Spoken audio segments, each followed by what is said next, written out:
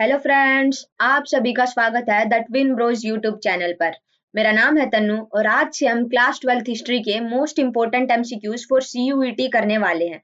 तो आज हमारा फर्स्ट चैप्टर है ब्रिक्स, बीड्स एंड बोन्स। तो चलिए शुरू करते हैं। अब मैं वीडियो में आपको 2 से 3 सेकंड का टाइम दूंगी। आपको वीडियो पॉज करनी होगी और फिर आंसर देना होगा और फिर वापस से रिपोज करके आप आंसर देख सकते हैं। तो हमारा फर्स्ट क्वेश्चन है, the Harappan seal were made up of a soft stone called carnelian, chert, steatite, both A and B. Harappan seal जिस सॉफ्ट स्टोन से बनती थी उसका नाम क्या था? तो उसका नाम था steatite. Option C is correct. Choose the correct pair. आपको इन चारों ऑप्शंस में से करेक्ट पेयर चूज करना होगा। मेलुहा, हाजाबर्ड, शोरतुगई, पंजाब, दिलमुन, बहरेन या फिर बोथ ए एंड सी। तो इसका आंसर होगा बोथ ए एंड सी। मेलुहा जो है हाजा बर्ड के लिए जाना जाता है। अब ये हाजा बर्ड का मतलब है पिकॉक और मेलुहा हमारे हड़प्पन रीजन को कहा जाता था। शोरतुगई यहाँ पर गलत हो गया है क्योंकि शोरतुगई जहां से हमें ट्रेसेस ऑफ कैनाल्स देखने को मिलते हैं वो पंजाब में नहीं, वो अफगानिस्तान के अंदर है। दिलमुन बहरेन को ही कहा जाता था, इसलिए हमारा ऑप्शन डी इज करेक्ट। अगला क्वेश्चन है, faience was a luxurious material used to make. Faience जो है वो यूटिलिटेरियन नहीं, एक लग्जूरियस मटीरियल होता था, एक सॉर्ट ऑफ पोट होता था। तो आप इनमें से सही आंसर बताइए। Precious ornament, religious sculpture, little pot या फिर यूनिक एग्रीकल्चरल टूल्स। तो फाइंस जो है वो एक लिटल पोट होता था जिसको सिलिका से बनाया जाता था। अगला क्वेश्चन है, at burials in Harappan sites the dead were generally laid in pits. Which of the following item has not been found in the excavations of graves at Harappa? आपको बताना है कि हड़प्पन साइट्स के अंदर जो हमें ग्रेव्स देखने को मिलते थे उन ग्रेव्स के अंदर इनमें से कौन सा मटेरियल नहीं मिलता था? तो ऑप्शन 1 माइक्रो बीड्स एंड पोटरी, हाँ ये तो देखने को मिलता था। कॉपर मिरर्स, हाँ ये भी हमें मोहनजोदारो के अंदर देखने को मिला। शेल रिंग्स एंड बीड्स, ये भी देखने को मिलते थे। पर क्या हमें पाइल ऑफ गोल्ड कॉइन्स देखने को मिले हैं? नहीं, क्योंकि हमें पता है कि गोल्ड जो है वो बड़ा ही रेयर एविडेंसेस हमें उसके देखने को मिले हैं और वो भी हमें सिमेट्रीज के अंदर देखने को नहीं मिले, होर्ड्स के अंदर देखने को मिले हैं। तो option D is correct. Traces of canals have been found at which Harappan site? तो इनमें से बताइए, ये मैंने अभी पीछे भी बताया था। पंजाब, सिंध, शोरतुगई या फिर बोथ ए एंड बी। तो इसका करेक्ट आंसर है option number C, Shortugai. Amri Nal, Damb Sadaat, Kot Diji and Siswal regions belong to which phase of the Harappan civilisation? आपने जब एनसीईआरटी पढ़ी होगी तो आपने देखा होगा कि एनसीईआरटी के अंदर 3 मैप्स गिवन है। पहला अर्ली हड़प्पन, दूसरा लेटर हड़प्पन और तीसरा मैच्योर हड़प्पन, जिसपे हमारा पूरा चैप्टर है मैच्योर फेज के ऊपर। तो ये जो मैंने यहाँ पर ये साइट्स बताई हैं, अमरीनाल, दम सद्दात, कोट दीजी और सिसवाल, ये किस फेज से बिलोंग करते हैं हड़प्पन सिविलाइजेशन के? क्या वो ये अर्ली हड़प्पन साइट्स हैं या मैच्योर हड़प्पन है या लेट हड़प्पन है? तो इसका करेक्ट आंसर है early Harappan. Water reservoirs have been found at which Harappan sites? तो ये हमें कहाँ देखने को मिलता है? क्या लोथल से या कालीबंगन से, बनावली से या धोलावीरा से? तो करेक्ट आंसर है Dholavira. Arrange the following in a chronological order. अब आपको ये जो ऑप्शंस है, अब मैं आपको बता दूं कि सीयूईटी के अंदर क्रोनोलॉजी के क्वेश्चंस जो हैं वो बड़े ही इंपॉर्टेंट है। अगर आप इन क्वेश्चंस को कर लेंगे तो आपका लगभग पूरा चैप्टर कंप्लीट हो जाएगा। तो आप इनको क्रोनोलॉजी में लगाइए। बीबी Lal begins excavation at Kalibangan, कब शुरू करी थी बीबी लाल ने एक्सकवेशन कालीबंगल में? फिर उसके बाद report of Alexander Cunningham on Harappan शिला। अब आपको पता हो तो रिपोर्ट ऑफ अलेक्जेंडर कनिंगम जो है 19th सेंचुरी में, मतलब 1875 में आ गई थी और ये जो है बाकी बचे हुए 20th सेंचुरी की बात करते हैं। तो इससे एक चीज तो क्लियर होगी, जो बी ऑप्शन है वो पहले आएगा। तो सी और डी तो हमारे वैसे ही एलिमिनेट हो गए। अब इनमें देखिए, BB Lal begins excavation at Kalibangan, R M Wheeler excavates at Harappa, कब शुरू करी थी? 1926 के अंदर। S R Rao begins excavation at Lothal 1960। M S Vats begins excavation at Harappa. तो यहाँ पे देखिए बी ऑप्शन के बाद आएगा E option, M S Vats begins excavation at Harappa 1925। तो BE option third is correct. Identify the first director general of ASI, archaeological survey of India का first director general कौन था? आरएम व्हीलर, ये तो हमें पता है कि ये तो 1944 में बाद में आएगा। जॉन मार्शल नहीं। अलेक्जेंडर कनिंघम या दयाराम साहनी? तो option C is correct, Alexander Cunningham. Point the evidence not considered as a proof of agricultural technology of the Harappan culture. इनमें से कौन सा ऑप्शन हड़प्पन सिविलाइजेशन या फिर हड़प्पन कल्चर की एग्रीकल्चरल टेक्नोलॉजी से मैच नहीं करता है, फिर उसका कोई रिलेशन नहीं है? एक तरह से आपको इस क्वेश्चन में ओड वन आउट ढूंढना है। तो टेराकोटा बुल, हाँ उसी से तो प्लोइंग होगी। टेराकोटा मॉडल्स ऑफ प्लो, हाँ एग्रीकल्चर में इस्तेमाल होगा। ट्रेसेस ऑफ कैनाल्स, हाँ तभी तो इरिगेशन होगा। पर ग्रिड पैटर्न का एग्रीकल्चरल टेक्नोलॉजी से कोई लेना देना नहीं है। तो option C is correct. The Harappans procured lapis lazuli, a blue stone from। Harappan Harappan civilisation के अंदर हमें ब्लू स्टोन देखने को मिलता है, जो कि एक तरह का जेम है। यह लैपिस लेजुली आखिरकार हड़प्पा में आता कहाँ से था? ये नागेश्वर से आता था, शोरतुगई से आता था, बालाकोट या फिर लोथल से? तो ये आता था शोरतुगई से। और शोरतुगई हमने अभी पीछे भी पढ़ा, किस लिए फेमस है? Traces of canals. कहाँ है? अफगानिस्तान के अंदर। So option B is correct. अगला है, Nageshwar and Balakot were two Harappan sites famous for. Nageshwar and Balakot, अगर आपने मैच्योर फेज का मैप ढंग से देखा होगा एनसीईआरटी के अंदर, तो आपको पता चलेगा कि नागेश्वर और बालाकोट दोनों ही कोस्टल रीजन में है। अगर आप कोस्टल रीजन में देखें तो आप ये बड़े ही आसानी से एलिमिनेट कर सकते हो ऑप्शन। कार्निलियन, ये तो एक रेड स्टोन होता था, जिसको रेड स्टोन, रेड जो कलर है इसका, वो मिलेगा जब हम इसे धूप में रख देंगे। लैपिस lazuli अभी हमने देखा शोरतुगई से आता है, ब्लू स्टोन है। शेल या फिर स्टीयरटाइट, स्टीयरटाइट तो सॉफ्ट स्टोन है जिससे सील्स बनती थी। तो क्योंकि ये दोनों साइट कोस्टल रीजन में है, तो यहाँ से जाहिर सी बात है शेल्स मिलेंगे। तो option C is correct. The phrase land of seafarers was used for which region? Mesopotamia के जो डेटेबल टेक्स्ट है, जो हमें थर्ड मिलेनियम के अंदर देखने को मिलते हैं, उसमें ये फ्रेज इस्तेमाल हुआ है, लैंड ऑफ सी फारर्स। अब आपको बताना है कि ये फ्रेज किस रीजन के लोगों के लिए इस्तेमाल हुआ है। क्या ये मगन, जिसे ओमान कहा जाता है, उसके लिए? दिलमुन, जिसे बहरीन कहा जाता है, उसके लिए? मेलुहा, जो कि हड़प्पन रीजन है, उसके लिए? तुरान, जो आज का ईरान है, उसके लिए? So option C is correct. Harappan region के जो लोग हैं उनके लिए लैंड ऑफ सी फारर्स का इस्तेमाल हुआ करता था। वेट्स पर usually made of a stone, जो हमें हड़प्पा के अंदर यूनिफॉर्म वेट्स एंड मेजर्स देखने को मिलते हैं क्यूबिकल शेप के अंदर, आखिरकार वो किस स्टोन से बने हैं? उस स्टोन का नाम क्या है? क्या वो स्टीयरटाइट है? स्टीयरटाइट तो नहीं है, क्योंकि स्टीयरटाइट एक सॉफ्ट स्टोन है। और जो हमें वेट्स एंड मेजर्स हड़प्पा के अंदर देखने को मिलते हैं वो हार्ड स्टोन से बने हैं, तो ये तो एलिमिनेट हो गया। उसके बाद कार्निलियन एक रेड स्टोन है, जो कि बीड्स के अंदर इस्तेमाल होता है, क्राफ्ट प्रोडक्शन के अंदर इस्तेमाल में लाया जाता है। और नन का ऑप्शन तो होगा नहीं, तो यहाँ पे ऑप्शन हमारा बी इज करेक्ट, चर्ट। उसके बाद name the archaeologist who discovered seals at Mohenjodaro. अब आपको बताना है कि मोहनजोदारो के अंदर जो हमें सील्स देखने को मिलती है, उसे किस आर्कियोलॉजिस्ट ने डिस्कवर किया था? क्या वो दयाराम साहनी थे, क्या वो आर डी बनर्जी थे, या वो जॉन मार्शल थे, या फिर हमारे first director general of ASI Alexander Cunningham थे? तो इसका करेक्ट आंसर है आर डी बनर्जी, राखलदास बनर्जी। और दयाराम साहनी जो है, उन्होंने हड़प्पन सील्स को एक्सकवेट किया था। Name the archaeologist who wrote the book the story of Indian archaeology. क्या ये आर डी बनर्जी थे? अभी हमने देखा कि आर डी बनर्जी ने मोहनजोदारो की सील्स को एक्सकवेट किया है। क्या ये एस एन रॉय थे? अभी हम देखेंगे।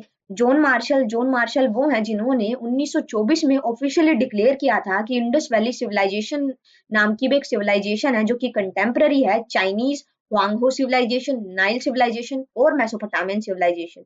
तो हमारे यहाँ पर जो ऑप्शन करेक्ट है वो है एस एन रॉय। ये आप नाम याद रखिएगा, ये इनकी बुक का नाम है, the story of Indian archaeology. They are the men and women who claim magical and healing powers as well as the ability to communicate with the other world, who were they? ये किस community के लोगों के लिए कहा गया है कि वो जो कम्युनिटी के लोग हैं उनके पास मैजिकल पावर्स है, और उनके पास कुछ ऐसी ओकल्टिस्ट या फिर ऐसी पावर्स भी हैं जिससे वो दूसरे वर्ल्ड के साथ भी कम्युनिकेट कर सकते हैं। तो उन लोगों को, उस कम्युनिटी को क्या कहा जाता था? क्या उन्हें शमन्स कहा जाता था, या उन्हें यवंस कहा जाता था, या फिर ये दोनों इनके लिए इस्तेमाल होते हैं? तो उन्हें कहा जाता था शमन्स। यहाँ जो ये वर्ड यमन है, ये हम आने वाले चैप्टर्स में भी कवर करेंगे। यवंस फॉरेनर्स के लिए इस्तेमाल किया जाता था। ये एक तरह से मलिच या फिर बाहरी लोग जो कि हमारे वर्ण सिस्टम से बाहर हुआ करते थे, उनको कहा जाता था। So A option is correct. In the Rigveda the word pur is being used for which God?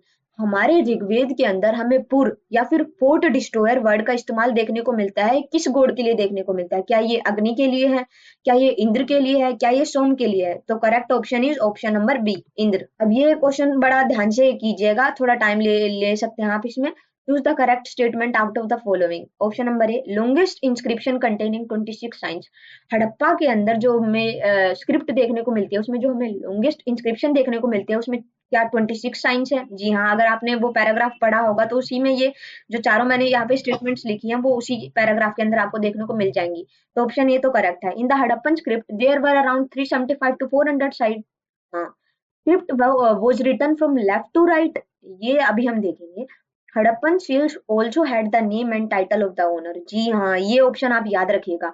Harappan seals के अंदर ना हमें पिक्टोग्राफी देखने को मिलती है, हमें वहां पर नाम और जो ओनर है उसका टाइटल भी देखने को मिलता है। So option A B D तो बिल्कुल करेक्ट है।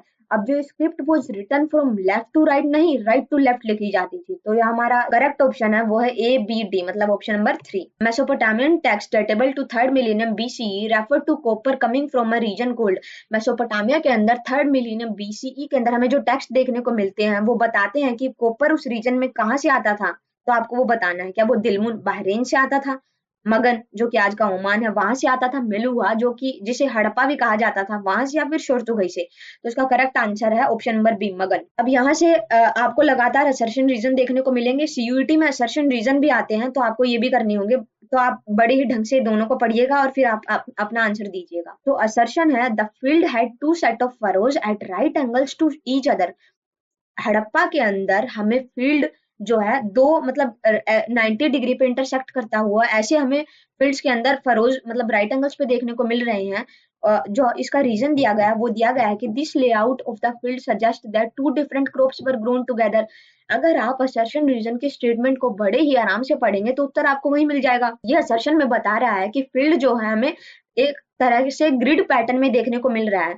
अब रीजन क्या है? रीजन अगर आप किसी चीज के बीच में डिवीजन कर रहे हैं तो जाहिर सी बात है आप दो चीजों को अलग करना चाह रहे हैं।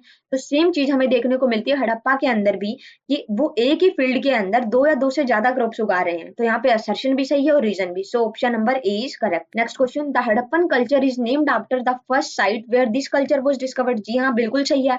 हड़प्पन सिविलाइजेशन या फिर हड़प्पन कल्चर नाम ही उस फर्स्ट टाउन से पड़ा है जो सबसे पहले एक्सकवेट हुआ था, हड़प्पा।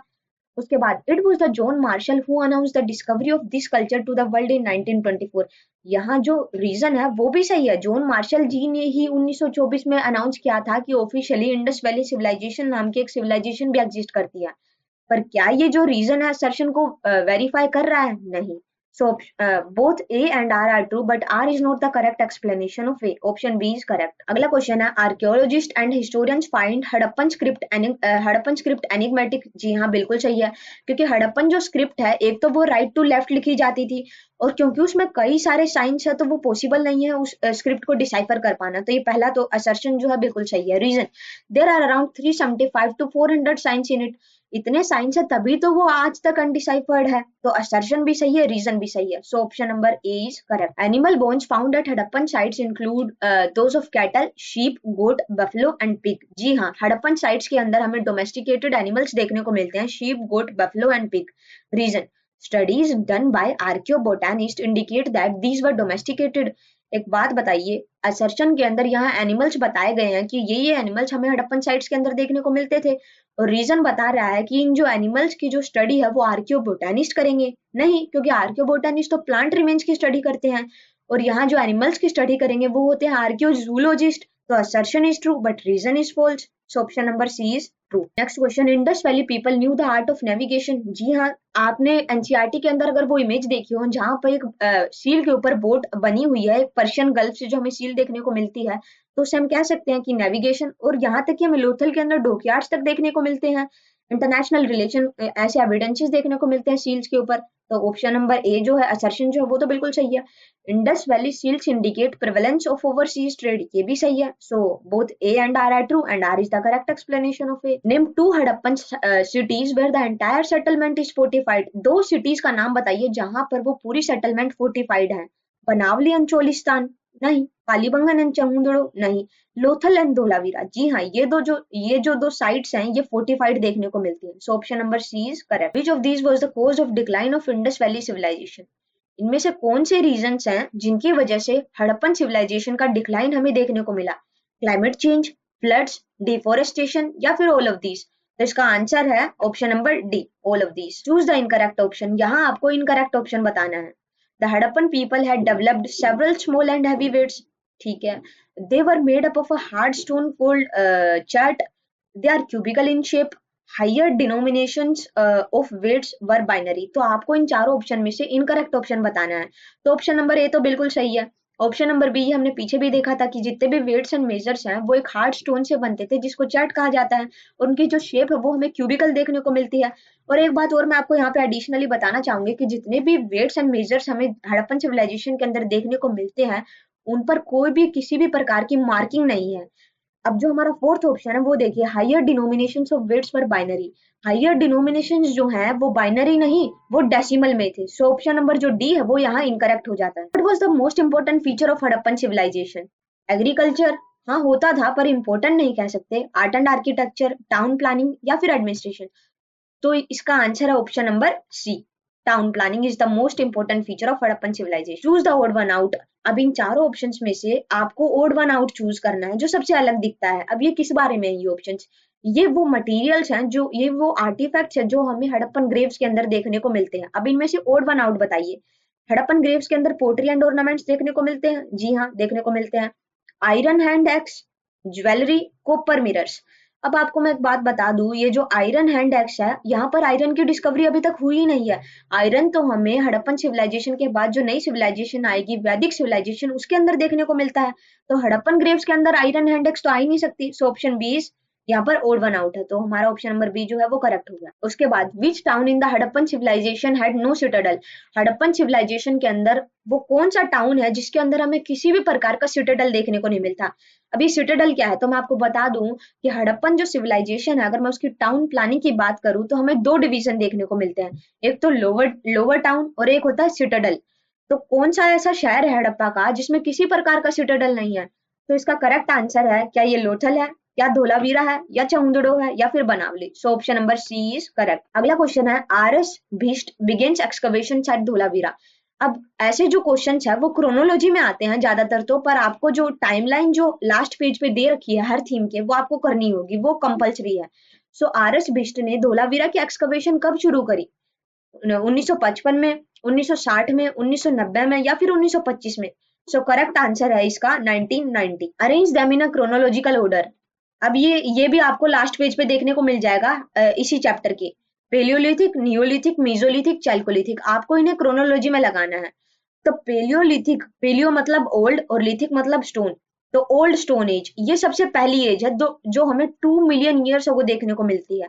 पेलियोलिथिक के बाद आती है मीजोलिथिक एज, ये हमें 12,000 ईयर्स अगो देखने को मिलती है। नियोलिथिक एज 8,000 ईयर्स अगो आई, और चैल्कोलिथिक जो है कहीं ना कहीं कंटेम्पररी है हमारी हड़प्पन सिविलाइजेशन के। सो अब इनको लगाइए, A C B and D, A C B and D, A C B and D. Option number B is correct. Dash tended to excavate along regular horizontal units measured uniformly throughout the mound ignoring the stratigraphy of site। अब आपको उस archaeologist का नाम बताना है जिसने पूरी Harappan civilisation में एक्सकवेशन तो करी, पर स्ट्रेटिग्राफी के कॉन्सेप्ट को बिल्कुल दरकिनार करते हुए। अब स्ट्रेटिग्राफी क्या है? Study of layers. जैसे हमें लेयर टू लेयर हमें एक्सकवेट करना होगा, ना कि रैंडमली कहीं भी गए और हमने वहां पे वर्टिकली डिगिंग करना शुरू कर दिया। पर यहाँ पर कौन ऐसा आर्कियोलॉजिस्ट है जिसने इग्नोर किया है स्ट्रेटोग्राफी के कॉन्सेप्ट को एक्सकवेशन करते हुए? क्या ये अलेक्जेंडर कनिंगम है, या जॉन मार्शल, या आर.ई.एम. व्हीलर, या फिर आर.डी. बनर्जी? सो इसका करेक्ट आंसर है option number B, John Marshall. अच्छा मुझे ये बात बताइए कि स्ट्रेटोग्राफी के कॉन्सेप्ट को इग्नोर तो जॉन मार्शल ने किया, पर स्ट्रेटोग्राफी के कॉन्सेप्ट को फॉलो करते हुए एक्सकवेशन किस आर्कियोलॉजिस्ट ने करी, वो आप मुझे कमेंट सेक्शन में बताइए। ये हम कर चुके हैं। Omani copper and Harappan artefacts have traces of dash suggesting a common origin. Omani copper और जितने भी हड़प्पन आर्टिफैक्ट्स हैं, हमें उनके अंदर एक कॉमन चीज देखने को मिलती है। वो कॉमन चीज क्या है जो हमें बताते हैं कि कहीं ना कहीं उनका ओरिजिन सेम रहा होगा? क्या वो कार्नीलियन है, क्या वो निकल है, क्या वो कोबाल्ट है, या फिर वो बोथ ए एंड सी? तो इसका करेक्ट आंसर है ऑप्शन नंबर बी, निकल। जो जार देखने को मिले हैं ना हमें बड़े बड़े, उनके ऊपर हमें निकल की कोटिंग देखने को मिली है, जो कहा जाता है कि कहीं ना कहीं निकल की कोटिंग शायद इस वजह से की गई हो ताकि परकोलेशन ऑफ लिक्विड जो है वो बाहर ना। There is evidence in the Khetri area for what archaeologist called dash culture with its distinctive non Harappan pottery. India के अंदर या फिर हड़प्पन रीजन के अंदर वो कौन सा ऐसा कल्चर है जहां पर हमें नॉन हड़प्पन पोटरी देखने को मिलती है हड़प्पन सिविलाइजेशन के टाइम पे? इसका करेक्ट आंसर है option number C, Ganeshwar Jodhpur culture. In the Harappan civilization, gold was too rare, but all the gold jewelry was recovered from। Gold के एविडेंसेस जो हैं वो हमें रेयरली देखने को मिले हैं, पर जो थोड़े बहुत भी देखने को मिले हैं वो हमें बरियल्स के अंदर से देखने को मिले हैं, या फिर होर्ड्स के अंदर से देखने को मिले। तो वो हमें होर्ड्स के अंदर से देखने को मिले। होर्ड्स जो है एक तरह के वेसल्स होते थे जिनके अंदर गोल्ड को रखा जाता था एंड देन उन्हें दबाया जाता था। So option number B is correct. At dash houses were built of mud bricks and drains were made of burnt bricks। अब ये पूछ रहा है हमसे कि वो कौन सी हड़प्पन साइट थी जहां पर हमें हाउसेस जो हैं वो देखने को मिलते हैं कि मड ब्रिक से बने हुए हैं, पर जो ड्रेन्स हैं वो बर्न्ड ब्रिक से। जाहिर सी बात है, ड्रेन्स को मड ब्रिक से बनाने में फायदा ही नहीं है ना, क्योंकि वहां से तो पानी का फ्लो होगा। तो ड्रेन्स को बनाया गया है बर्न्ड ब्रिक से और हाउसेस को मड ब्रिक से। ये किस साइट पे हमें स्पेसिफिकली देखने को मिलता है? तो ये हमें देखने को मिलता है लोथल के अंदर। At which Harappan site we found the plough field. हमें किस हड़प्पन साइट के अंदर प्लो फील्ड देखने को मिलता है? तो यह आंसर यहाँ पे आ ही गया है, तो वो है कालीबंगन। हमारा अगला क्वेश्चन है, archaeologist have been able to reconstruct dietary practices from points of charred grains and seeds they are studied by whom. ये क्वेश्चन बिल्कुल सिंपल है और ऐसे ही क्वेश्चन सीयूईटी के अंदर आते हैं। जी हाँ, एनसीईआरटी से डायरेक्ट क्वेश्चन उठ के आते हैं। तो यहाँ पर ये पूछ रहा है कि डाइटरी प्रैक्टिसेस या फिर चार्ड ग्रेन्स, व्हीट वगैरह, सीड वगैरह, इनकी स्टडी कौन करता है? ये फील्ड किसके अंडर आती है? आर्कियोजूलॉजिस्ट, नाम में ही जू, तो एनिमल्स की स्टडी करेगा। आर्कियोबोटानिस्ट, जी हाँ, आर्कियोबोटानिस्ट ही प्लांट रिमेन्स की स्टडी करते हैं। और जियोलॉजिस्ट जो है वो तो रॉक्स वगैरह की स्टडी करते हैं। So option number B is correct. The great bath was found in which city. ये तो बिल्कुल ही कॉमन क्वेश्चन है और ये भी सीयूईटी में आया हुआ है। तो ग्रेट बाथ हमें कहाँ से देखने को मिलता है? मोहनजोदारो से। Option number B is correct. Which city was the largest city of Indus valley civilisation? क्या वो हड़प्पा है, क्या वो मोहनजोदारो है, या क्या वो कालीबंगन है, क्या वो धोलावीरा है? तो हड़प्पा जो है वो तो फर्स्ट टाउन था, पर हमने कहीं भी ये तो नहीं पढ़ा कि वो लार्जेस्ट भी था। क्या वो मोहनजोदारो है? कालीबंगन नहीं, कालीबंगन राजस्थान के अंदर है। धोलावीरा गुजरात के अंदर है, जहाँ से हमें रिजर्वोयर्स देखने को मिलते हैं। कालीबंगन से हमें प्लोड फील्ड देखने को मिलता है। तो इसका करेक्ट आंसर है option number B, Mohenjodaro. The centre of craft production in the Harappan civilisation. Craft production का सेंटर हड़प्पन सिविलाइजेशन के अंदर कौन सी सिटी है? चन्हुदरो, हड़प्पा, लोथल, कालीबंगन। वैसे तो दो हैं सेंटर ऑफ क्राफ्ट प्रोडक्शन, पर क्योंकि हमारे ऑप्शन में वो एक ही है तो आंसर क्या होगा? Option number A, Chanhudaro. और जो दूसरा क्राफ्ट प्रोडक्शन का सेंटर है वो है मोहनजोदारो। चन्हुदरो जो है वो लगभग 7 हेक्टेयर्स के अंदर है और मोहनजोदारो जो है वो 125 हेक्टेयर्स के अंदर फैला हुआ है। What was the name used for god Shiva in Puranic traditions? ये भी हमें बॉक्स के अंदर देखने को मिलता है एनसीईआरटी के अंदर। तो आपको बॉक्स भी सारे करने होंगे। फैक्ट्स तो बिल्कुल ही आपको बिल्कुल याद करने होंगे, क्योंकि फैक्ट से तो डायरेक्ट स्ट्रेट फॉरवर्ड क्वेश्चन उठ के आते हैं सीयूटी के अंदर। तो आपको बताना है कि पुरानिक ट्रेडिशंस के अंदर गॉड शिवा के लिए इनमें से किस वर्ड का इस्तेमाल किया गया है? पशुपति, रुद्र, पुर या फिर शमन? तो इसका करेक्ट आंसर होगा ऑप्शन नंबर बी। पुर जो है वो तो इंद्र के लिए होता है, फोर्ट डिस्ट्रॉयर, हमने पीछे भी देखा है। शमन वो लोग होते हैं जिनके पास मैजिकल और हीलिंग पावर्स होती है। और पशुपति ये तो सील है ना, जिसे प्रोटो शिवा भी कहा गया है। Which of the following Harappan site is not in India now? अब इस ऐसे क्वेश्चंस भी आते हैं तो आपको मैप तो सारे ही करने होंगे। मैच्योर फेज की जितने भी साइट्स है वो भी आपको सारी देखनी होंगी। तो लोथल गुजरात के अंदर है। चहुंदरो कहाँ है? कालीबंगन राजस्थान के अंदर है। धोलावीरा भी गुजरात के अंदर है। So option number B is correct. Chanhudaro जो है पाकिस्तान के अंदर है। How many total Harappan sites are there in Sindh? ये भी आपको बॉक्स के अंदर देखने को मिलेगा। शायद ये सेकंड पेज के अंदर आपको देखने को मिलेगा, जहां पर चोलिस्तान के बारे में बताया है और सिंध के बारे में बताया है। और चोलिस्तान के बारे में एक चीज और भी बताई है वहां पर कि चोलिस्तान जो है थार डेजर्ट के पास है आज के पाकिस्तान में। तो वो फैक्ट भी आपको करना होगा, वो एज इट इज उठ के आ सकता है। तो अब हमारे क्वेश्चन में पूछा है कि सिंध के अंदर टोटल हड़प्पन साइट्स कितनी है? तो इसका आंसर है 106। My archaeological mission to India and Pakistan was written in dash by R E M. Wheeler. R E M. Wheeler जो 1944 में एक ब्रिगेडियर थे, जो अपना मिलिट्री डिसिप्लिन लेके हड़प्पा के अंदर आए और डायरेक्टर जनरल भी बने 1944 के अंदर। इन्होंने ना अपनी एक कंपोजिशन भी लिखी है, my archaeological mission to India and Pakistan. कब लिखी है? तो इसका करेक्ट आंसर है option number B, 1976। Choose the correct option. Waste is the best indicator of craft work. Mohenjodaro and Chanhudaro were the two main centres of craft production. ये हमने पीछे भी देखा।